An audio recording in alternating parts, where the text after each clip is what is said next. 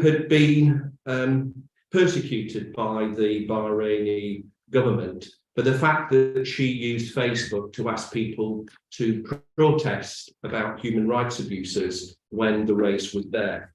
Interestingly, for the first time ever, a Bahraini court made a judgment that Miss Youssef's Facebook page had been used as a reason for her to be brought before the court, i.e. directly linking it to F1. Because of that, the F1 management then agreed to meet us and actually did express concern that the court judgment of Miss Youssef's comments opposing the staging of the 2017 Formula One Grand Prix had been part of her case. It is regrettable that since then, they have taken steps back and they have refused to engage with anyone other than those who are prepared to give them money to stage races in countries such as Bahrain and Saudi Arabia, for example. Despite repeated requests, they haven't met us. And interestingly, they refuse to meet some of us because we have protested. In a democracy, it is absolutely right that people can protest outside F1's offices, and it is an absolute indication of the moral values of the leadership of F1 that they refuse to engage with people who have a different view. We would particularly like to see a number of things happen. Today, I am part of a number of MPs and peers from the British Parliament that have written an open letter to F1. And we are asking them to do certain things. They're not extreme things, they're not radical things. They're things that we would expect any sporting organisation with any leadership that has moral leadership at its heart to openly embrace. Number one is that there is an independent inquiry into the implications of F1 races in human rights. That independent inquiry will determine whether we are right or whether they are right in terms of whether F1 does sports wash the human rights abuses of countries like Bahrain and Saudi Arabia. We asked them also in there for whether their current human rights policy is effective. We are not aware of any independent review that they have allowed other than their own judging of their current human rights policy to say whether it is effective. So we would ask for an independent review to see whether it's effective. We would also ask for an independent review of the validity of their previous responses to human rights abuses linked to F1, such as the case of Miss Youssef's, that they have responded in, because it appears as though they failed to accept now any link between F1 and human rights abuses, even though a court in Bahrain made that particular link. And what we also would ask is that the FIA to adopt a human rights policy that is consistent with the UN guiding principles on businesses and human rights. We believe that the fork and the steering wheel of turning down the road of a moral vacuum, or turning down the road of using F1 for good and not using them to sports wash human rights abuses, is now. We expect the leadership of F1 to respond. Human rights and F1 can go side by side. They are not things that are mutually exclusive. And it is a pity that the present leadership of the FIA and F1 seem to think that money, profit, and that their own self-importance is far more important in giving dignity and basic human rights to people in the country which they may profit from. That is our ask. They now have the choice of which road to take. We are prepared to support them and help them if they'll engage with us, which they're now refusing to do so, to make the correct decision. Thank you so much for those words, Paul. And you're now going to hand over to Lottie, who's going to read some remarks on behalf of the yes. Okay, great. Dear Formula One drivers, management and teams, we are writing to you as family members of 12 death row inmates who are facing imminent execution in Bahrain. We hope that during your participation in the Grand Prix, commencing in Bahrain on the 3rd of March 2023, you will use your international platforms to help save their lives. Our family members remain behind bars and at risk of execution, despite the clear injustice of their convictions. Many of them were targeted because they took part in pro-democracy protests during the Arab Spring, the 12th anniversary of which has just passed. A recent report from Human Rights Watch and the Bahrain Institute for Rights and Democracy investigated 8 cases of death row prisoners and found that their trials involved serious breaches under international law. As a result, our family members were sentenced to death in sham trials, based solely or primarily on confessions allegedly coerced through torture and ill treatment. The report documented that our beloveds are subjected to electrical shocks, the chest and genitals, sleep deprivation, beatings, and attempted rape. Their trials cannot be considered fair, but as our relatives have exhausted all legal remedies, they could be sent to the firing squad at any moment. We are forced to live in a permanent state of fear and panic, knowing they could be taken from us at any time. In every call we have with them, we are forced to remember that it may be our last. In 2017, when Bahrain resumed executions after a 7-year pause, we were terrified that the next to be executed would be our loved ones. This same fear struck again in 2019, when 2 more political prisoners were executed. This causes constant distress and extreme anxiety, which takes over our lives and takes a severe toll on our mental health. Interventions into human rights issues in Bahrain by F1 have been powerful in the past, and we urge drivers not to be muzzled by the FIA's frightening attempts to curb such important political action. In particular, Lewis Hamilton's March 2022 discussions with Bahraini authorities about the state of political imprisonment drew global attention to the country's human rights abuse, giving hope to our relatives and families. We were encouraged by the continued commitment of drivers to use their voices, in spite of the FIA political speech ban. We echo Lewis's sentiment that sport does have a responsibility still, always, to speak out on things, to create awareness on important topics, particularly as we travel to all these different places. As the Grand Prix attracts the global gaze, what better time to call attention to the pressing issue of unjust execution of men in Bahrain? During your visit to Bahrain, we hope that you are called to abolish the death penalty and for the sentences of our family members to be commuted. We believe your intervention can help spare our loved ones' innocent lives. In 2020, King Hamad pardoned a citizen of the Philippines imprisoned in Bahrain after being killed by the Filipino president, showing that pleas from influential international figures can make all the difference. Below, we have attached a list of our family members currently suffering on death row. 3 of them have urgent medical needs, but the authorities refuse to allow us to take them to hospital for proper treatment. Just recently, Mohammed Ramadan was beaten by prison guards when he made this request. Thank you for your kind attention to these greatly important matters.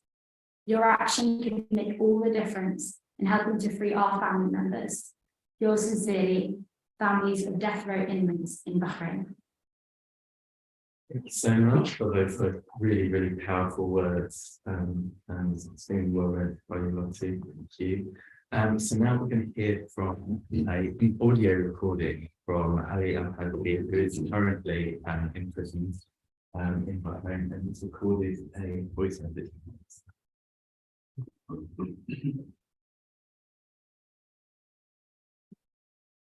Voicing here with my concerns.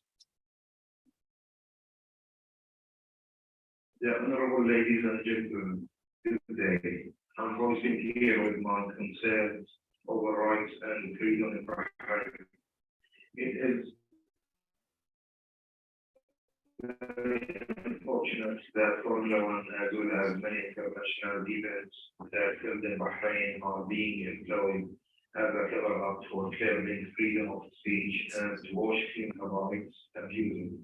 As a prisoner of conscience, I am serving a 10 years prison sentence since May 2013 for peacefully protesting in the capital Manama. I was subjected to harsh torture, both physical and confession for the rate for the 10 years jail sentence, similar to around 1,300 prisoners are suffering in their prison. That's their basic human rights standard. Prisoner rights have been further deterioration, maltreatment for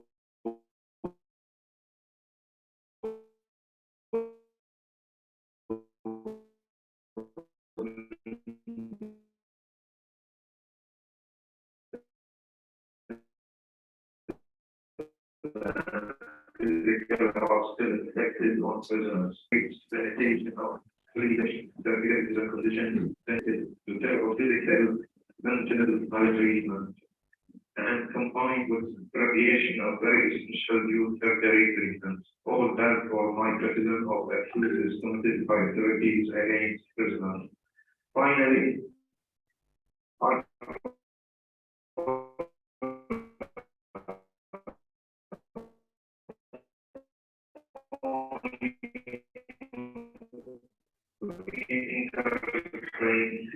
authorities to read all political prisoners immediately. Thanks, Higher Archbishop, Prison, February 2023. That's a really remarkable.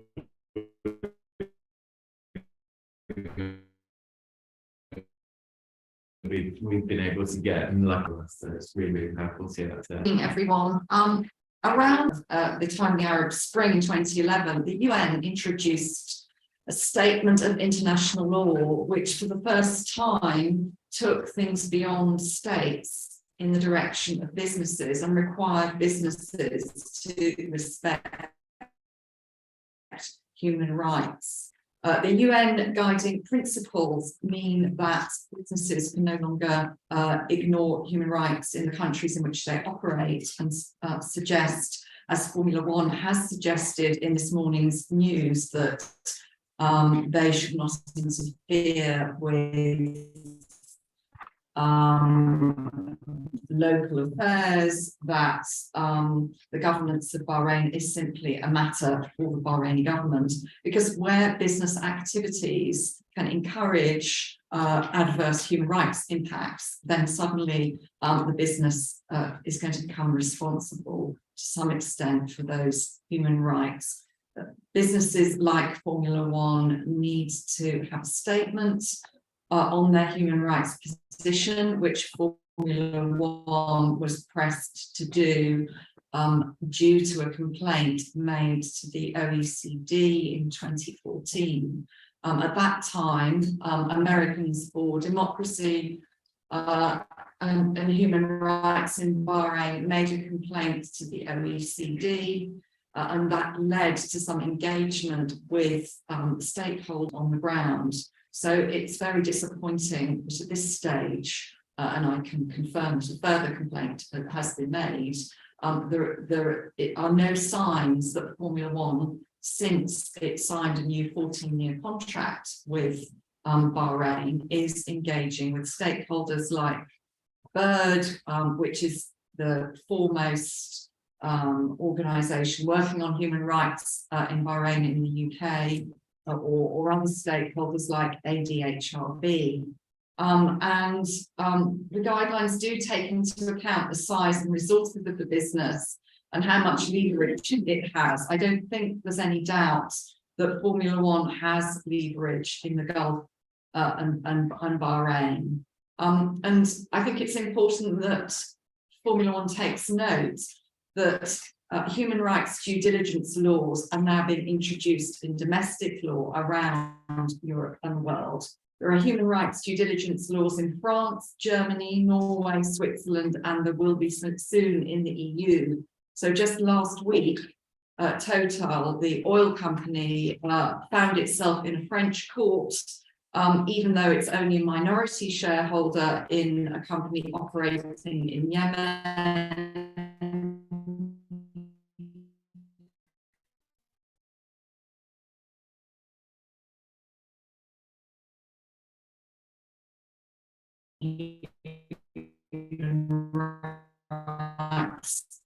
And the environment.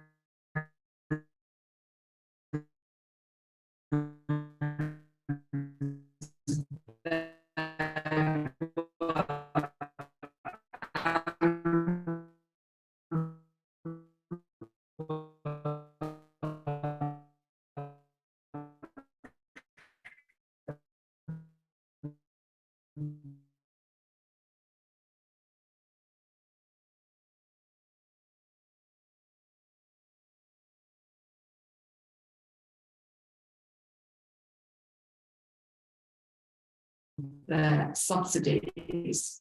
So what does that mean for Formula One? Well, what expression and freedom of assembly? Business enterprises like clients issue.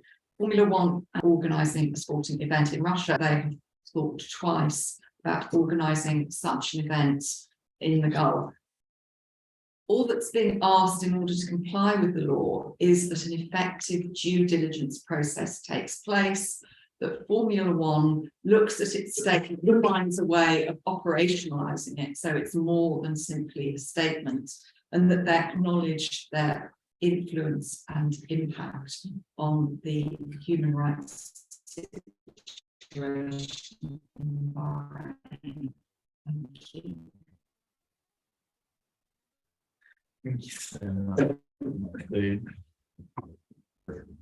Thank you very much, Alex, and good morning, everyone. Yesterday, Bert sent a letter to Formula One's CEO, Stefano Domenicali, raising our concerns over F1's ongoing role in sportswashing the dire human rights situation in Bahrain. We are working with local and international human rights organizations to send an open letter prior to the race. F1 should understand that there is consensus position from the human rights community and a large body of evidence they chose to ignore, and how the situation is deteriorating. Since F1 returned to Bahrain after 2011 event, 11 years later, and there has been no evidence that F1's president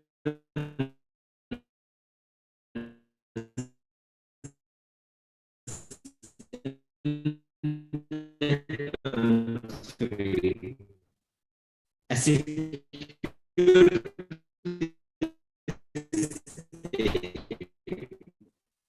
that now present its population at the highest rate of any estimates that close to half of Bahrain's total prison population are political prisoners. Algerians Senghis who remain unlawful 1 year and 7 months arbitrary confiscated research. Formula One CEO said in a recent interview with Sky Sports that he was prepared, and I quote, pull the plug on the Grand Prix. If F1 is not happy with the way that human rights have developed, and further reference, and I quote, very clear articles that if we see something that is not going in the right direction, we have immediately the benefit of stopping that relationship. There are independent auditors that are following that, in the quote. In our letter to Stefano, we called on F1. First is to disclose what they really mean by the very clear articles. Can they disclose those? What exactly referring to? Since F1 continues to race in the Gulf states, we are notorious for maintaining for some of the worst human rights records on the planet.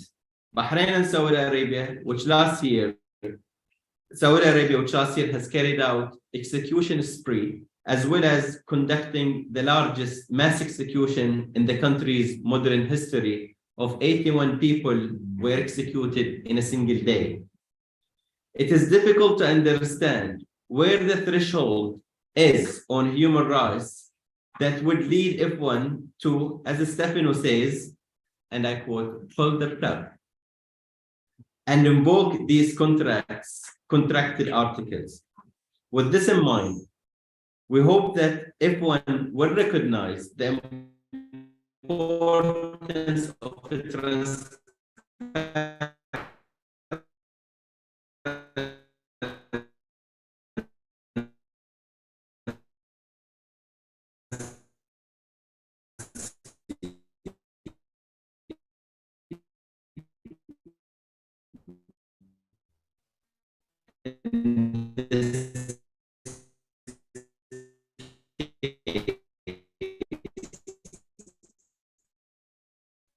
and disclose these articles to us. And however, he must be transparent and show the public what these human rights clauses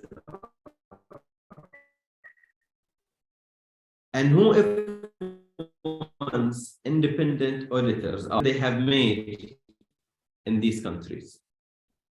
These are the answers that we expect everyone provide us before they stage their race in Bahrain this weekend. It has been an incredible it has been also like incredible to see true solidarity and genuine concern for victims coming from Sir Lewis Hamilton, who has been setting an example for everyone in this sport by using his brain. It is high time that F1 and Saudi Arabia to be used to spot the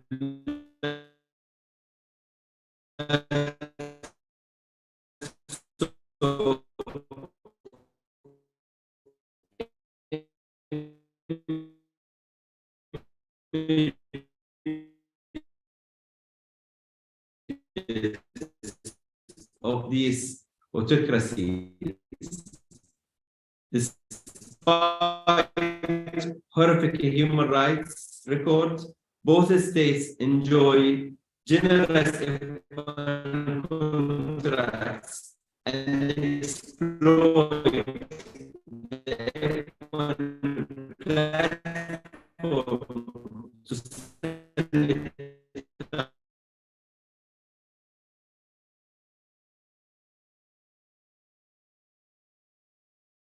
their image on the world stage bars.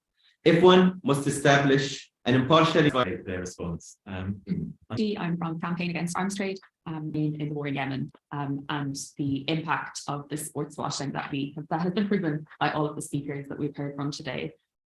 So as well as the horrific internal repression, both in Saudi Arabia and in Bahrain, both of these countries have been complicit in the war in Yemen. Saudi-led coalition that began bombarding Yemen in March 2015 was also included Bahrain. So 8 years later, the war is still ongoing and has led to untold human suffering.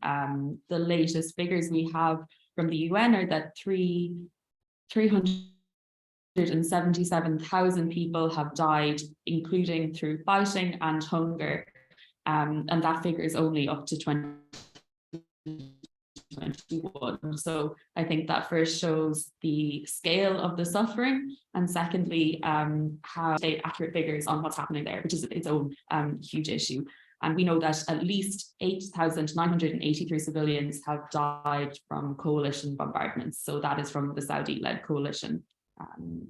So in 2019, a legal action by Campaign Against Arms Trade, it forced the government here in the UK to stop issuing export licenses for weapons that could be used in the war in Yemen. So this is because the UK at various times has armed up to at least half of the coalition's weapons, And from the very beginning of the war, there was outcry from international NGOs, from local NGOs, from UN bodies and panels of experts that there was potential war crimes, or at the very least serious violations of international humanitarian law.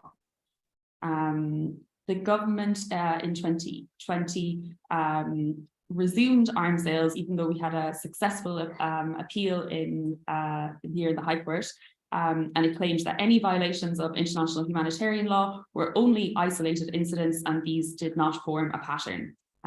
The government's arguments flew in the face of all of the evidence that airstrikes had targeted civilians, and many of these showed clear patterns. In cases where such incidents have been investigated, there's been no military target nearby, and in practice, just to make this kind of more concrete, this means targeting civilian gatherings such as weddings, busy marketplaces, schools, hospitals, residential areas, as well as water facilities, water pumps at agricultural farms. So that was purposely to impact food, and all of this falls under violations of IHL. So we were actually back in the High Court this last month, January and February, challenging the government again on resuming these arms sales. I think one of the shocking kind of something that we already knew, but it was very much part of the case, again, was that the government had a tracker of hundreds of potential incidents of IHL violations. And once an incident is potential, it means it's credible. There is evidence. There's evidence that civilians have died, and yet half of these, there's no Saudi report about half of these incidents. They just say, "Oh, we don't have enough information to determine." So that's the kind of standard that we're working with. It's a really poor and I think kind of a systematic denial of the crimes that have been committed by this coalition. So, apart from the destruction and the suffering that the Yemeni people have suffered for 8 years, it'll be 8 years in March. The other impact of this war is the impunity for war crimes, impunity for IHL violations, impunity for serious violations of human rights. And I think what we're seeing, not just in the Gulf region, but now also in Europe, is that impunity spreads. We now have, we're dealing with the exact same type of war crimes in Ukraine. And this is because the international system has not held Saudi Arabia to account. It's not held the coalition, and other states know that they can get away with the exact same kind of crimes. This is why F1, FIA, all of the sports washing is so useful to these regimes. It has two clear impacts. It means that the public associates the names of these countries with prestigious and, kind of glamorous events with lots of money, famous people, Western countries and their states, and also buys the silence of these institutions, which have a moral and also, like we've heard from Sue, have a legal obligation to speak out. I think, even just to take, for instance, Saudi Arabia, the mass execution that happened where, 81 people were killed was 2 weeks before the Saudi Grand Prix, and also was just before the UK Prime Minister at the time, Boris Johnson, took a visit to the country. So all of this goes to reinforce how Saudi and Bahrain are able to get away with these crimes. Sports brings people together, it unites people. We must not allow this solidarity to be sold to the highest bidder. Solidarity with each other and with the fans is what makes these institutions powerful, and that's what we can use to leverage for the rights of people in Bahrain and Saudi Arabia and Yemen. So much. There's some really powerful intervention to close out today's event. Do we have one bit from Haja? Yes, sorry, yeah. So just before we end, we're going to hear from Haja Mansour through Lottie. My name is Haja Mansour. As someone who has suffered from torture and unlawful imprisonment in Bahrain, who has spent 3 years wrongfully behind bars, and whose family have faced repeated violent reprisals from the Bahraini state, I have been trying to engage with Formula One without success. Last year, along with my former cellmate, Nadia Youssef, I wrote to F1 as they staged their race in Bahrain, asking them to meet with us and work to help us to improve the human rights situation in the country. I have a son, Syed Nizar Al-Wadi, who is still imprisoned in Bahrain today, and who's been subject to deliberate denial of medical treatment by authorities. My son was arrested and tortured when he was just 18 years old, and is now imprisoned, serving an 11-year sentence in the United Nations Working Group on Arbitrary Detention. They call that an act of reprisal for my son-in-law's human rights activism in the UK. They urged Bahrain to abide by international law by releasing him and providing him with compensation. Despite this, my son remains behind bars in jail prison, where he is suffering from systematic medical negligence. He is currently not being given any treatment for problems in his eye and a severe headache that he has been complaining about for several weeks. Currently, he is facing psychological torture as prison authorities lock him and other prisoners in their cells 23 hours a day, leaving them with only 1 hour a day to exercise and communicate with their families. They are forced to sit in squalor in their cells almost for every hour of the day. It is hard to imagine the devastating damage this near constant confinement has had on my son, after his mental health has already been decimated by torture and years of mistreatment and wrongful imprisonment. Every day that passes, my family and I are living in anguish, worrying about his well-being and waiting for the day that he will be released. Formula One claims to care about human rights and that their sport spotlights rights issues in the countries where they race. These claims are not only meaningless, but are an insult to victims of human rights abuse. Unless Formula One makes direct representations to their business partners, the improvement of human rights, and the release of my son, Syed Nizar, and all other political prisoners in Bahrain. So much for that. That brings us to a close of people's remarks, and now we're going to open the floor to questions for any of today's speakers that are any. Since the last two races in Saudi Arabia and Bahrain, the big change has been the FIA's move to limit what drivers can say, and what the statements and political views. What would you like to see in practical terms the drivers do as compared to Bahrain in the subsequent race in Saudi Arabia? Would you like them to make statements, or how would you like them to respond? I don't think it's for us to tell the drivers what they must say or mustn't say, but what I think is important that both F1 and the FIA set a framework where drivers are free to say what they wish to highlight the issues. And if I can use the words of Lewis Hamilton in 2021, what he said, I think is very powerful, is, quote, "I do not think we should just be going to these countries and just ignoring what is happening in those places. Arriving, having a great time, and then leaving," end of quote.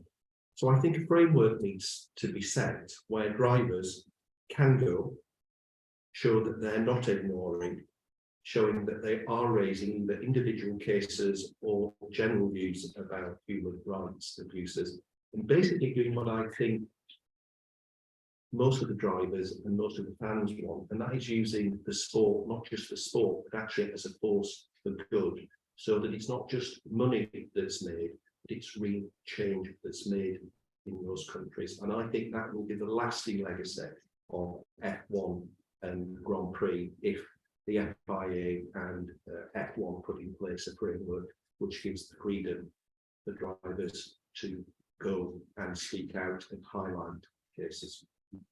What sort of message do you think it would send out if, saying, just following on from those comments from Lewis, that he said, "I'm going to race in Bahrain or Saudi Arabia and then perhaps boycotting it to way more"? What do you think that would show? What sort of message? Well, I think that's an interesting point, because clearly there is a advantage of races taking place there, that it does highlight and spotlight, but it can't be, as I said, within a moral vacuum. So I think that Lewis and others would be correct to say, unless F1 and the FIA put in place a framework which is in line with the UN Charter of Business Responsibility and Human Rights, unless that happens, then I think that I and other drivers would feel uncomfortable about racing there, and potentially, unless that is put in place, we would seek not to race there. So I think they could put pressure both in terms of highlighting, but as well as getting the dinosaurs of managers and administrators of their sport to actually put in place the correct framework, which means it isn't just individual cases, but there's a systematic legal approach to how F1 and the FIA decide where to race. And I think that would be a real positive force. So I think, you know, I'm a liberal by nature. I don't like bans. So I think a framework, but I think if that's not put in place, and I think Lewis Hamilton and other drivers would have a case to say, if you're not prepared to do that, then we're not prepared to go and race there. We want to race in an ethical framework. Did you want to comment? Yes, of course. So the drivers will be, as you heard, there will be an approach from the family. Those which many of them, the UN, for instance, had looked into some of those cases and say there are clear breaches into international law in these cases, and they urge the government of Bahrain to release them. This is a direct appeal from the families for the drivers to speak out, to make a use of their platforms. I also feel like this year there will be individuals which will be reaching out to Lewis Hamilton through social media. I'm aware of this is the child of Ahmad Ramadan, the child of Muhammad Ramadan, who also sits on this row, is planning this year to draw Lewis Hamilton's new Mercedes car. And obviously this will come with a message. So I would really encourage journalists, when you are in Bahrain, to ask Lewis directly whether you've seen this stuff and what his response to them.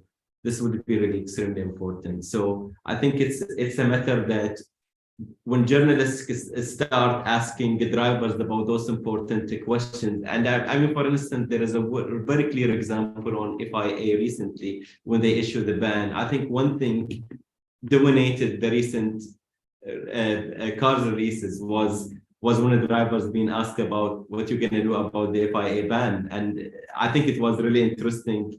If not all the drivers were very clear against it, and some of them really clearly would say we would defy the rules, and we heard some very interesting comments. So I think we would like to share those letters in advance, so drivers are well aware of these. We will be sharing these also with teams.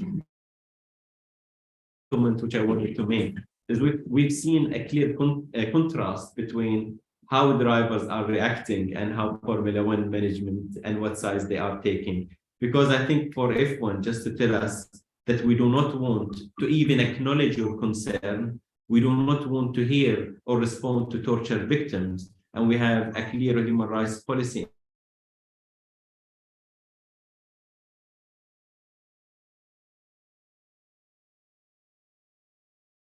Are too inconvenient for you, then what is really the true value of your human rights policy? Thank you. Any further questions? Yeah, ask about what the British government can help, what can do with this. Well, clearly I'm not a spokesperson for the British government, so Well, it's not called. I think my call to the British government is to think very carefully about how they're also investing in some of these states. So there's a thing called the Gulf Strategy Fund, which is a fund which the British taxpayer pay to train security forces, for example, such as in Down Jail, where we just heard one of the inmates. So I would say to them, be very aware that when you are investing in these countries to try to improve security for monsters, if things are not getting better, all you do is allow people like want to cite the British government. So I would ask them to be more vigilant on that, and particularly for British drivers who are driving there, support their right to the UK, and make very clear representations to the Bahraini authorities that they would take it very seriously if any British driver was stopped from speaking out about issues that were happening in countries like Bahrain or Saudi Arabia. Thank you very much, Bob. In the World Cup, how it's been politicized somehow with the voices rising for the LGBTQ's rights and stuff like that. But when it comes to certain countries, it looks like the politicians or the campaigners from behind the hidden hands, if we can call them, can actually push for a campaign against certain countries. Or like for instance, when it comes to Formula One now, because there isn't a mainstream media campaign here for the human rights in Bahrain,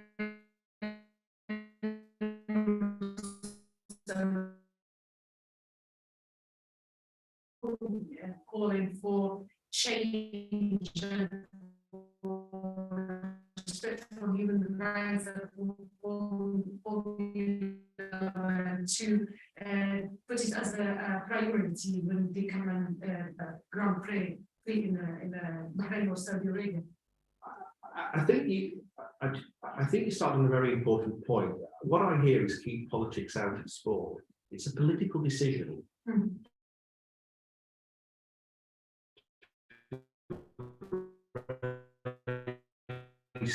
Where a human right, an independent review of the human rights policy, it's a political decision to allow your organisation to be used as a grandstanding, glamour, glitzy event, which hides what's really happening. So I think the issue, not just for politicians, but for drivers, fans, and for the managers and administrators of these sports, it doesn't matter what the country is. If human rights abuses are taking place, it comes back to what Sue said. You have to have an internationally agreed framework which protects human rights, and that you make an informed decision, a political decision, small thing, about whether your organisation is prepared to take multi-million pounds off that government to stage your event. And I think that's the important thing. So I think forget the country. Ultimately, I mean, we're focusing on Bahrain because that's where the first race is, the 13-year contract just being done. But I think if the framework is correct, protect human rights and understand your role in that as an organisation, then a sporting organisation, then I think it helps. And I think sometimes it does detract that it's about country rather than across the region or across the world. We expect international norms to be upheld. If you're going to race there, kick a football there, or throw a rugby ball there, or whatever it may be. I'll just ask one more. We obviously heard from the political prisoners in Bahrain and their families. Obviously, you spoke about the mass executions before the last race in Saudi Arabia. I mean, Stefano Domenicali says about pulling the plug if you can't see an improved human rights situation in these countries. You know, should Formula One be racing there at all?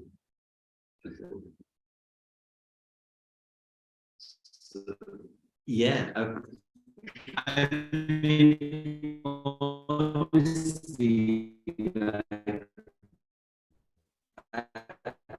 this is the question which we posed to Formula One. What could it be worse than country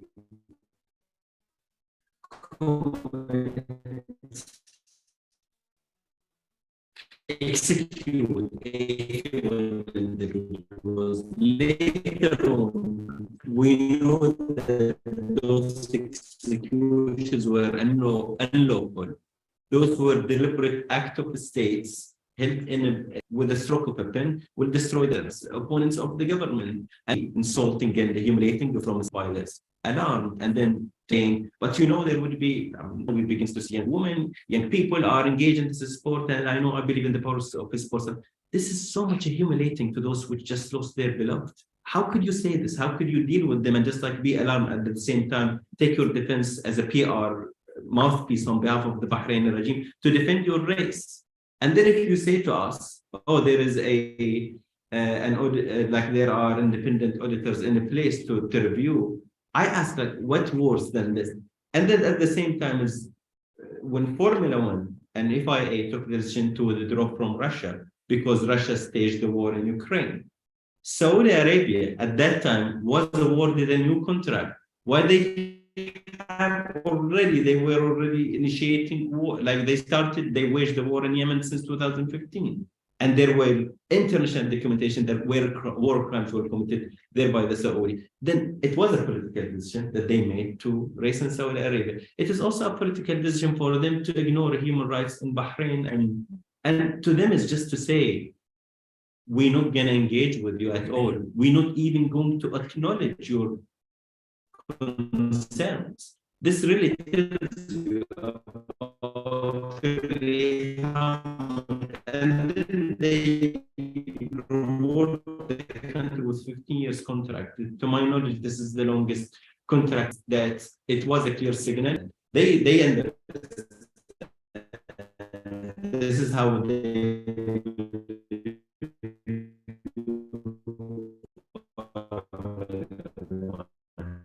If we give them cash, and if we give them millions in cash, then we buy their silence.